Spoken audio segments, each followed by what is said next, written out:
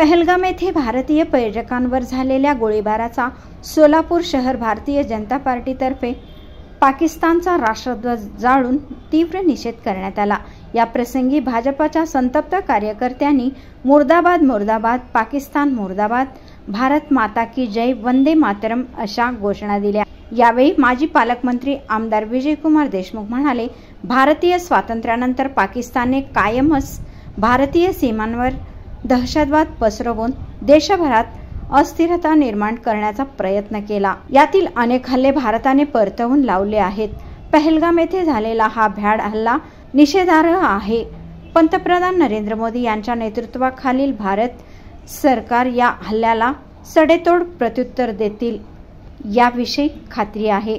यावेळी भाजपाचे शहराध्यक्ष नरेंद्र काळे म्हणाले, जम्मू काश्मीरमधील पहलगाम येथे भारतीय हिंदू पर्यटकांवर जिहादी दहशतवाद्यांनी पर्यटकांना त्यांचा धर्म विचारून गोळ्या घातल्या आहेत। दहशतवाद्यांच्या या कृत्याबद्दल संपूर्ण देशभरासह जगभरातील हिंदूंमध्ये तीव्र संतापाची लाट आहे। त्यामुळे पाकिस्तानला कायमचा धडा शिकवण्याची गरज आहे।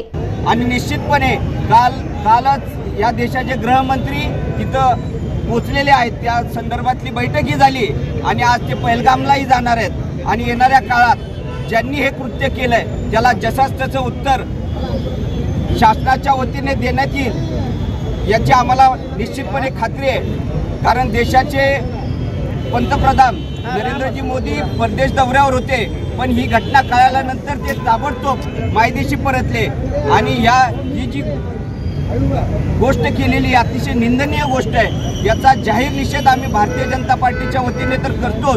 या प्रसंगी आमदार विजयकुमार देशमुख, शहर अध्यक्ष नरेंद्र काळे, माजी आमदार नरसिंग मेंगजी, कार्यालय प्रभारी अनिल कंदलगी, उपाध्यक्ष प्रशांत फतेपूरकर, चिटणीस बजरंग कुलकर्णी, सुधाकर नराल, मंडल अध्यक्ष देविदास बनसोडे, दत्तात्रय बडगू, नागेश सरगम, नागेश खरात, महेश देवकर, माजी मंडल अध्यक्ष गिरीश बत्तुल, अजा मोर्चा अध्यक्ष मारेप्पा कंपली, किसान मोर्चा अध्यक्ष वैभव बिराजदार, महिला मोर्चा प्रदेश सचिवा रंजिता चाकोते, शहर महिला मोर्चा चिटणीस विमल पुट्टा, माजी नगरसेवक संजय कोळी, विनायक विटकर, पदाधिकारी कार्यकर्ते मोहन डांगरे, राजकुमार पाटील, सतीश महाले, गुंडप्पा पाटील, श्रीनिवास पुरुड, आनंद बिर्रू, चेतन शर्मा, विजय इपाकायल, सोशल मीडिया सहसंयोजक अभिषेक भाईकट्टी, संकेत विभूते, माधव चव्हाण आदी उपस्थित होते।